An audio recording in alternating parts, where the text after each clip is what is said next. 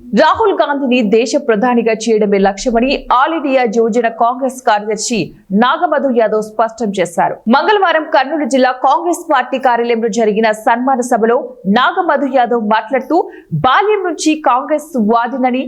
NSUI విద్యార్థి విభాగంలో పనిచేశానని, జిల్లా ఎన్ఎస్యుఐ అధ్యక్షుడిగా, రాష్ట్ర అధ్యక్షుడిగా పనిచేశానని చెప్పారు. అందరినీ కూడా మోసం చేసి గద్దెనెక్కినటువంటి భారతీయ జనతా పార్టీ వైఖరికి వ్యతిరేకంగా యావత్ భారతదేశంలో ఈరోజు యువకులందరూ సన్నద్ధం కావాలని, నాకు దక్కినటువంటి యువజన కాంగ్రెస్ జాతీయ కార్యదర్శి పదవి ఈ దేశంలోని యువకుల పక్షాన, విద్యార్థుల పక్షాన ఈ దేశంలో నిరుద్యోగ సమస్యను తరిమికొట్టి ప్రతి ఒక్క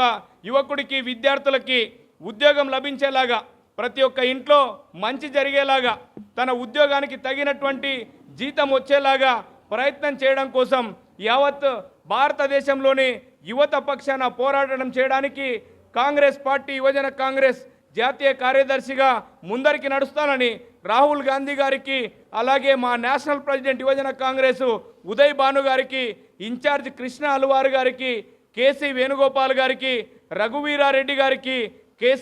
కేవీపీ రామచంద్రరావు గారికి, రుద్రరాజు గారికి, కొప్పుల రాజు ఐఏఎస్ గారికి అందరికీ కూడా శిరస్సు వంచి ధన్యవాదాలు తెలియజేస్తున్నా. నాకు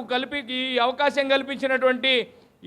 యావత్ కాంగ్రెస్ పార్టీ నాయకులందరికీ కూడా శిరస్సు వంచి కమిట్మెంట్ ఇస్తా ఉన్నా. ఈ దేశంలోని యువత పక్షాన, విద్యార్థుల పక్షాన యువకులందరినీ సమాయత్తం చేసి ఈ దేశంలో బడుగు బలహీన వర్గాలందరినీ కూడా వేధిస్తున్నటువంటి భారత